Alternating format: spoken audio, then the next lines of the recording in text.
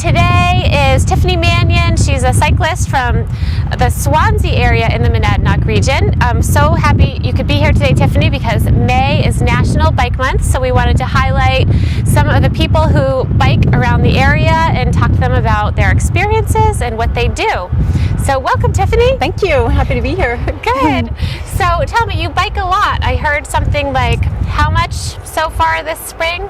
I bike a lot. So far, about 630 miles since January. 630 miles since January. Mm-hmm. So you were biking in January. It's pretty cold in January. Freezing, yeah. I'm not actually, my husband insists that I not ride while there's snow on the ground. So this year was a really good winter. I was able to get about 2 months earlier than I normally do.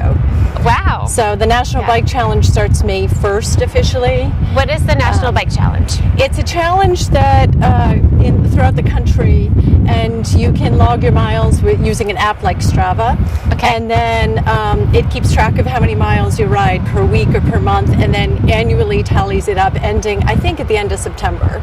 Okay. So by the end of September last year, I had biked around 2,700 miles. Wow. So Strava, S-T-R-A-V-A? Yep. Yeah, okay. But there's a lot of different apps that you can use, and if you forget to turn it on, which occasionally I do, then you can manually enter your miles, but usually I use an app to do that. Okay. Yeah, I don't like to have to think about it. Right, yeah. So what is your commute like? You bike into Keene from Swansea on a regular basis? Yep, usually every day, unless it's snowing or ice, and it's about 15 miles round trip, unless I'm doing errands, and that can add up. Today I'm riding 32 miles, because I'm into work, home, and then we're coming in to go to the movies tonight. So. Oh wow! So your husband bikes with you sometimes? He does, yeah, as often as possible. Yeah, yep. I bought my bike in Germany, and in Germany, bikes sold in Europe have to have headlights, taillights, fenders, and a bell. Oh, so we don't see that around here. You know, no. Yep. So that bike is actually made in Holland, but it's equipped to be able to ride at night really easily. So you went overseas, bought a bike, and then brought it home with you on the airplane? I did, yes, I did. Yes, I'd been saving money for this bike for a long time, and we were in Germany about 7 years ago, and I saw it and brought it home. And you can fly there's a few airlines that will let you fly with bikes for free, British Airways being one of them. It actually just cost us $15 to bring it home. Oh, that's not bad. Yeah, and since then I put about 45,000 miles on it. Wow. And do you use the headlight and what do the fenders do for you? They let me ride in the rain, which I do constantly. You do? Yeah, I love riding in the rain. Yeah, I don't know why. It's quiet and there's not a lot of people out, and the sound is really beautiful. And there's no mosquitoes. True. Or black flies that can get in your mouth and such. All right. Yeah. And now, how cold, like for me, I am always worried that it will be cold riding it on my bike. So how do you prepare for that? Yep, this morning it was about 30 degrees, and you wear socks and leggings and mittens and hats. Just bundle up. Okay. Yeah. Do you have any special gear for your hands? I've seen mountain bikers with gloves that are attached to their Yes, bikes. I don't. I just wear a lot of layers. Yeah. Yep. Huh. Yeah. Is there a community of riders out there that you see, or because I imagine there are many days when it's just you riding. The awesome thing that I've noticed is that I used to commute a lot on the bike path, and it would be weeks that I didn't see anyone on the path. That doesn't happen anymore.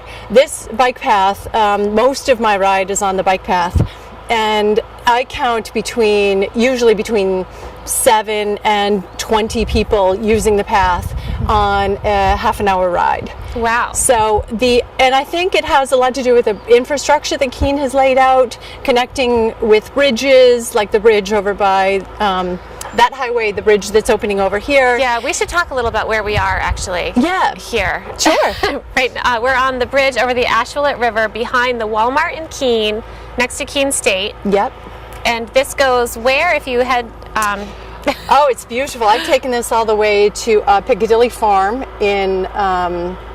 Where's that? Winchester. Winchester. So you can, it gets a little bit bumpy, but you can ride this for a good solid full excursion if you want to. And is this where they're building the bridge over? Exactly. Yep. So there'll be Okay. a bridge tying this part of Keene in with that part of Keene and heading into Swansea.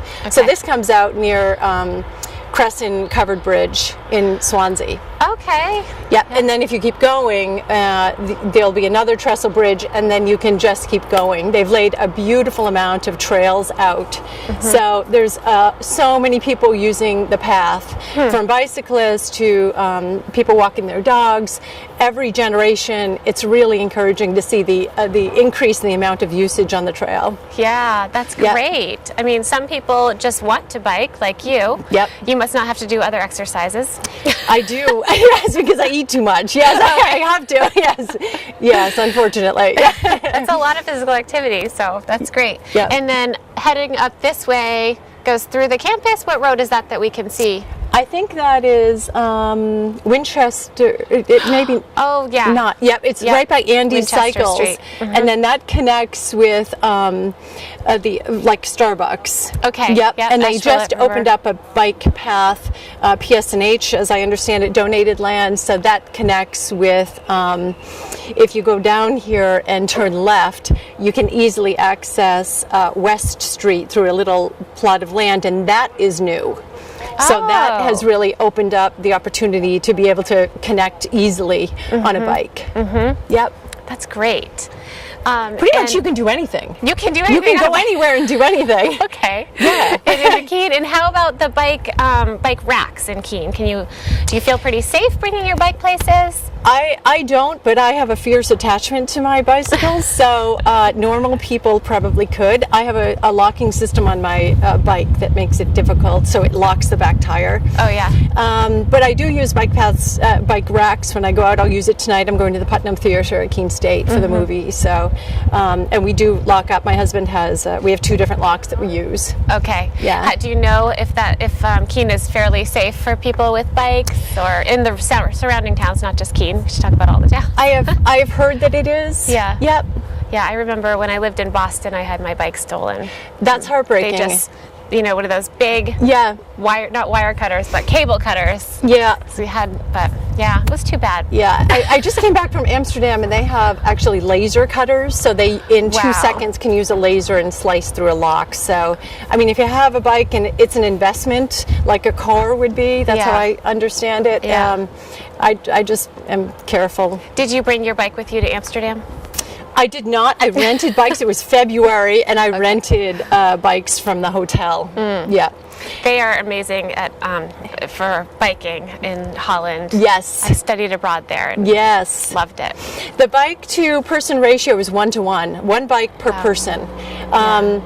America underwent a bike craze sort of during the 1890s, and the bike to person ratio was about 1-to-3 at that point. And Now it's probably not. it's probably not, but there's a change that's happening that I see even when I'm on the path. I recently rode the Boston Marathon at midnight, the night before the marathon, and it was probably, I think, the 4th year that they did that. And the first year there may have been about 50 people. This year there was between 2,000 and 3,000 people that showed Wow. up to ride that. It ended up being a 30-mile ride that started at midnight at Southborough Station, went through 8 towns, and crossed over the finish line at the Boston Marathon. Oh, so that's where I saw you on your Instagram account Exactly. in Boston. Yes. That's what you were doing. Yes. Okay. So if you would like to follow Tiffany on Instagram, you can find her at Belle Cycle, BELLECYCLE, if you're an Instagram user. How many followers do you have now? 1,300. 1,300. But it's a new account, so, it's it's building. because of my niece. She said in Amsterdam, you should start an account and start taking pictures. I said, okay. So you have family in Amsterdam? I do not. No, my brother was there in business and he asked me to go. But it is a common theme in my family, especially my husband and me and my son and my daughter too. We all bike. So we find little excursions, whether it be Nantucket or Amsterdam. I'm going to Belgium this summer for 2 weeks of cycling in Germany and Bruges and Ghent. I just love to ride my bike. I think it's the best way to see the contours of a landscape. And I love the quiet. I love the I love all of it. I just love all of it. Yes. I love meeting fellow cyclists, and I love the exercise, and I love to ride. The fresh air makes you The feel fresh good. air, yeah. Even riding in Boston, where it's not so fresh air, it's still a different perspective, and it gives you a different understanding of where you're at, I suppose. Some of the cities have, I mean, do you think Boston's becoming more bike friendly? Boston has Yeah. become exceptionally bike friendly. Yeah. Yes, I was shocked actually. I rode there. I typically ride from Concord to Boston at least once a year. Wow. And I did that last weekend. And I rode from Concord, Mass to Jamaica Plain. And it's amazing the amount of lanes that they've put in and the support that they give to cyclists. Boston has recently been voted, I think, the best city in the country for cyclists, Wow, Yeah. over Portland and which is amazing. Yeah. Right. Yeah. Wow. And topographically, it's pretty even. I mean, I started riding my bike because I spoke to my neighbor, Mrs. Johnson, and she said she used to come to Keene to go to the movies, and she used to walk. And I thought, Swansea? walk from Swansea to Keene, that's, I was new here, and I thought, that's a long walk. Yeah. So I walked it one day, and it was a long walk, and I walked home. And then I thought I could bicycle that, but I didn't understand where the paths were. So my husband dropped me off at work, and I went backwards home, and I was able to navigate the paths, which were a little bit different than they've put a lot of support into the Star Pack and straightening them out and leveling them off. So it became easy. easier. Yeah. Yeah. So what are some of your favorite bike rides around this area? Oof. I love the covered bridges. I love them. I love this bridge. I love the connection that this region has to the railroads, and there's in the waterways. So on my commute from East Swansea to downtown Main Street in Keene, I pass 4 bridges, and that coming over the south branch of the Ashuelette and the Ashuelette River. It's beautiful to see the transition in the seasons. Yeah. With that. It's still, I think, I'm talking about myself. Yeah. So I come in from the east, out 101. Okay. And I just haven't seen any way to Right. bike in from that direction. But Yeah. maybe someday, I mean, Yeah. who knows? There's challenges. All of this I didn't know when I moved here. I'm from Massachusetts and moved up here. The elevational difference, this year I'm hoping to ride about 3,500 miles. The elevational difference between Main Street and Keene and my front door is only 34 feet. Wow. So when you're talking about riding from maybe Dublin or Westmoreland, it is a very different animal. Yeah. It's Yeah. it's easy to ride When it's flat. when it's flat. And I mean, it is fairly flat when you're Yeah. in many directions. Piece of cake. That's Yeah. right. It's a piece of cake. Yeah. And I it's love not always easy. I mean, the first ride every year, I always get on my bike, and I always do it on a Friday because I want the weekend to kind of think about if this is really good to do, and by Monday I'm pretty much committed again, because it does seem really long. That first ride every year is like 15 miles. That takes a long time, but Yeah. it's only 10 minutes difference between being on my bike and being in a car for me. Yeah. Wow. 10 minutes each way, so it's worth it Yeah. to me. Yeah. Yeah. So have you ever had any scares where you have been Absolutely. very nervous? Oh yeah, yeah. From It traffic, or- happened 3 times this morning on my way in. Yes, yes. I ride with cameras on my bike, and the Keene Police Department and Swansea Police Department is really good because I can review the footage. And New Hampshire is a unique state in that it has a 3 to 5 foot clearance for cyclists. So if you're going 30 miles an hour, it's 3 feet. 40 is 4. 50 is 5. And that's from the edge of me. What I do is I use the film that I take, and I send the plate numbers to the police, and they've been really helpful to start a conversation with people about what that law looks like. And hopefully there hasn't yet been somebody who's been a 2-time offender. That's good. Yeah, That's it's good. just a conversation. Like, Yeah. Did you know this is actually yes, a law? exactly. Right, right. So let's say it again.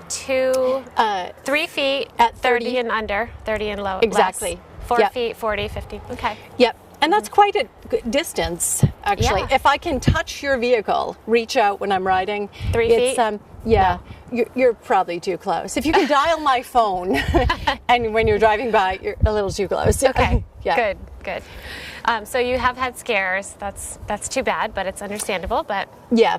but no big accidents. No, knock on wood. Yeah, good. And you I always try wear to a be helmet. careful, and I always wear a helmet. That was a promise I made to my children. And I do ride with lights. And if I'm riding at night, I have a ultra fluorescent jacket to wear, and I try to be sensical. Yep. Yeah. Yep. I can hear when cars are coming, and I like to think that drivers have to either negotiate with me on 2 wheels or on 4. So either way, I have to get to work. True. So have you ever converted anyone over and brought them over to use biking as their primary source of transportation? It's funny because on Instagram I've had many people contact me over the past couple of weeks and tell me that they just are getting their bike out. I've inspired them to ride, and I use that very humbly. Inspired them to get their bike fixed and inspired them to maybe get on 2 wheels. And truthfully, I don't care if it's a mountain bike or a road bike, a racing bike, a touring bike. I just love riding, and I'd love to see people do that. Yeah. That's great. I mean, you have to love it. I'm not a good skateboarder, and I can't throw a ball to save my life. But if you know,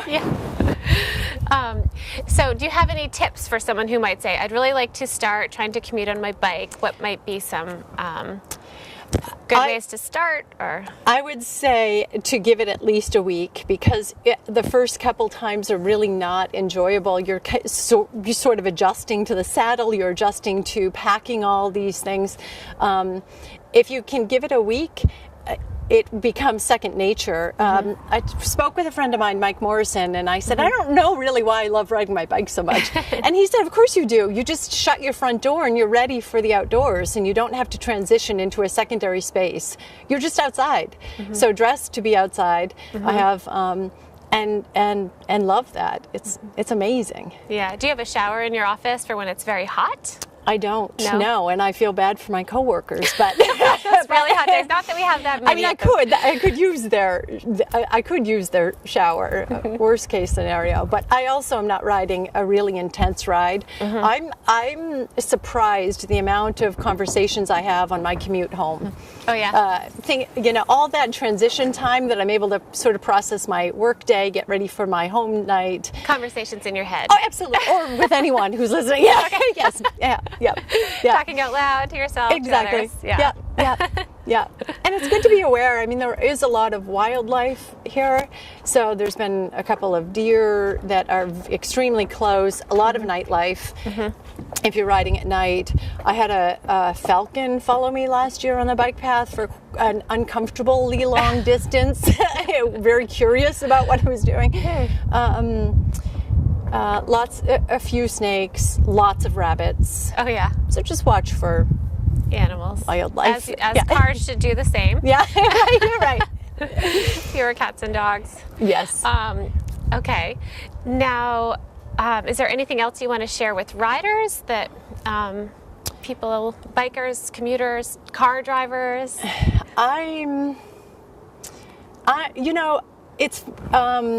It's interesting this year because I'm developing these interesting relationships that are this year. It feels a lot like the neighborhood being the 7 mile stretch was sort of waiting for me to get back on my bike. So when they finally saw me, they were like, "Hey, how are you? How's the puppy?" So it's really fun because this is the first year that I've noticed this sort of neighborhood that's developed where people are used to seeing me and understand what that I'm going to be coming by at a certain time, and I know Zara the dog is going to be on the bike path in the mornings, and I know it's fun. It's fun. So are there any things that you think the communities could do a little bit better to make it easier for biking? I think the most important thing is to give a rider space. There's never been no one can be in that much of a rush. Just give them room. Yeah. And not just because it's legally important, but I'm a mother, I'm a wife, I'm a daughter, and a whole bunch of other things. And I'd like to keep being that. Yeah. Yeah. So I know we talk a lot about at Healthy Monadnock, we work with Southwest Region Planning Commission, who is always working on the Complete Streets plans, and with many communities. And Keene has passed their, what do they call it? They've passed a Complete Streets plan, and Swansea has done the same. Yes. And I know a couple other communities in the area are working on it, so we're so happy to hear that, and hopefully I'll do more. I mean, it doesn't mean overnight that all these streets will be safe for bikers, but it means as future development happens, they will consider a roadway is not just for cars, it's for cyclists and pedestrians and it's for people with mobility impairment issues, and there's for kids on their bikes and people walking their dogs, for everyone. Yeah. There's an interesting test that a company has kind of coined or phrased called the 880. And would you feel safe with your 8-year-old or an 8-year-old walking on your street down the road, and would you feel safe with an 80-year-old walking down the street? And so it's always an interesting way to think about. And I'm smack in the middle there. Would Tiffany feel safe? I mean, I wouldn't want my kids walking on my street. I don't think it's safe. And I wouldn't want an 80-year-old grandmother walking on my street. I'm nervous every time I see people taking walks because so many streets are just not designed with that in mind. Yeah. And I think historically, Keene has sort of been ahead of the curve. I think they opened the first bike path in 1901, 1905, somewhere in there. Wow. So it's been about 100 years of working toward a system that supports people who can ride. It's an awesome community to ride. Yeah. I mean, look at all this gorgeousness around here. It is nice. Yep. Yeah. Well, thank you, Tiffany. Is there anything else you'd like to share with for our audience today? No. Okay. No, just wave when you see me. Okay, we'll wave. Don't honk, but wave. Yeah. Okay. Yeah, horns are somewhat terrifying. Yeah. Good to know. Yep. Well, thank you so much. It was so great to talk with you. Yeah, I'm happy to be here. And thanks for joining us on Healthy Monadnock Heartbeat. We look forward to seeing you again next time. Bye.